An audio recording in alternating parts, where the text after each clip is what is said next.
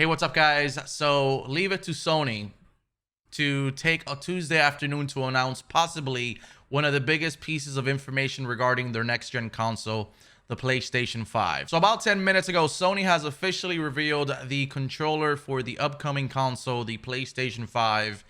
And the first thing that I'm going to do, I'm going to pop it up here on screen. It looks beautiful. The color scheme, I personally think it looks gorgeous. The first thing that I thought of when this controller popped up was the PlayStation 3 controller that was like the boomerang design, and everybody thought it looked so futuristic, and it never really happened, unfortunately.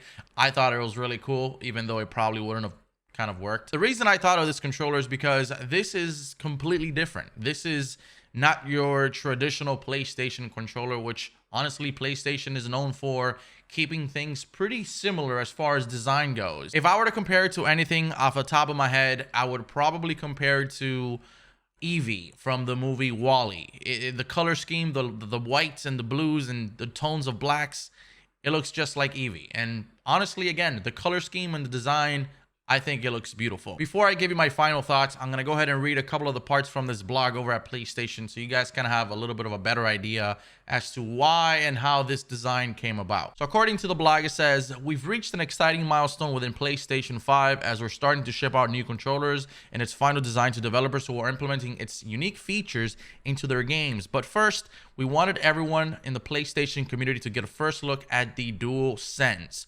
wireless controller." So yes, this is indeed called the DualSense. And here our vision for how the new controller will captivate more of your senses as you interact with the virtual world in PS5 games. The feature of DualSense, along with PS5's Tempest 3D audio tech, will deliver a new feeling of immersion to players. I just want to say that I'm happy how they're trying to do things a little bit different. I don't know necessarily as of right now if all of these new things that they're trying to implement is going to work out. For instance, like the speaker on the PlayStation 5 controller, me personally, I'm sure some people enjoy it, but me personally, whenever I'm like playing a game or perhaps recording a game, better yet, it kind of interrupts. So sometimes I tend to turn it off. The vibration, I actually turn it off as well whenever I'm playing like a competitive game or whatnot. So sometimes some of these features don't necessarily benefit the player as far as performance, but it's always good to know that the ability or capabilities or options are there. After thoughtful consideration, we've decided to keep much of what the gamers love about the DualShock 4 intact, while also adding new functionality and refining the design. Based on our discussion with developers, we concluded that the sense of touch with the gameplay, much like audio, hasn't been a big focus for games. We had a great opportunity with the PS5 to innovate by offering game creators the ability to explore how they can heighten the feeling of immersion through our new controller. This is why we adopted the haptic feedback, which is something we've talked about in the past here on the channel, which adds a variety of powerful sensations you'll feel when you play, such as the slow grittiness of driving a car through mud. We also incorporated adaptive triggers to L2 and R2 buttons of DualSense so you can truly feel the tension of your actions, like when you draw a bow to shoot an arrow. This provided us with an exciting challenge to design a controller that builds off of the current generation while taking into account the new features we were adding. For example, with adaptive triggers, we had to consider how the components would fit into the hardware without giving it a bulky feeling. The designers were able to draw the lines of how the exterior of the controller would look and feel, with a challenge of making the controller feel smaller than it really looks. In the end, we changed the angle of the hand triggers and also made some subtle updates to the grip.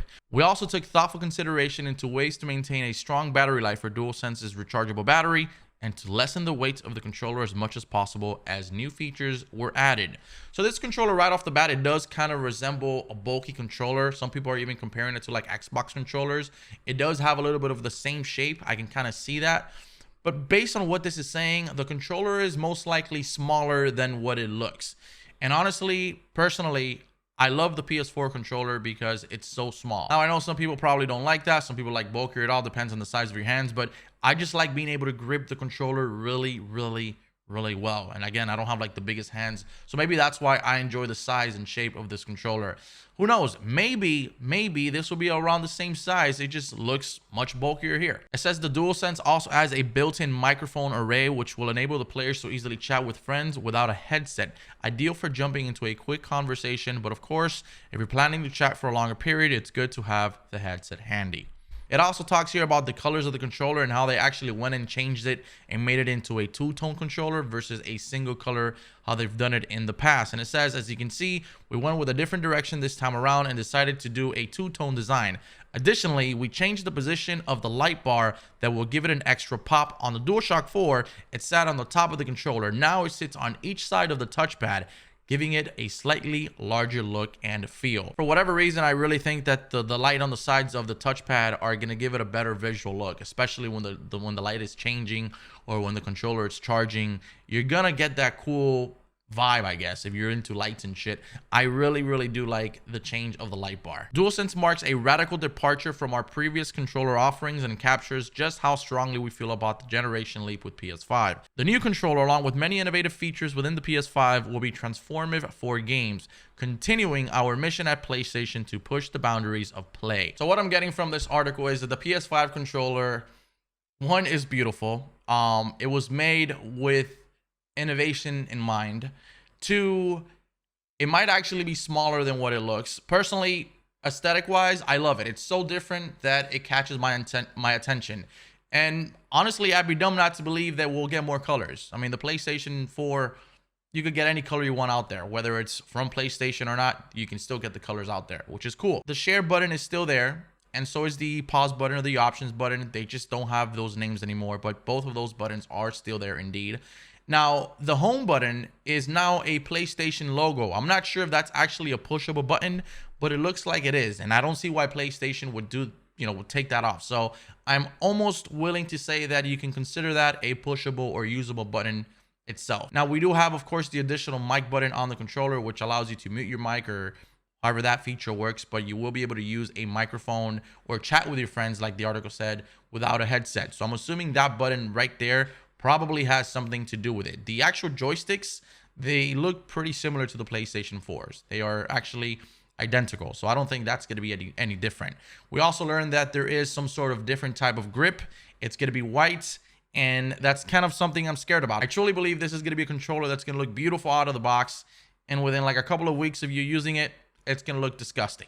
Okay. Another thing we have to take into consideration, it looks like the charging port is going to be USB-C.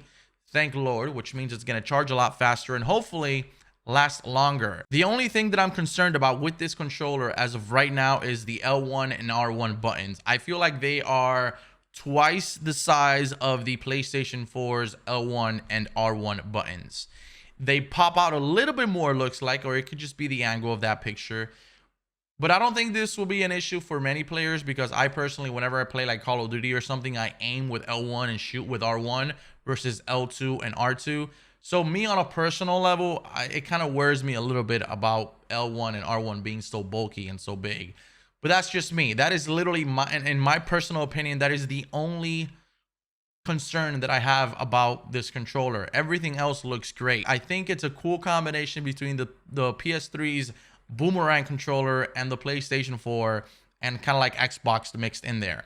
I also really like how the control buttons are kind of like a glassy look. If you can actually pay attention to them, the buttons have like this transparent glass over them, and then the actual button is within inside those little glassy cover or whatever you want to call it. I don't know, man. I really like the controller. I think it's really nice.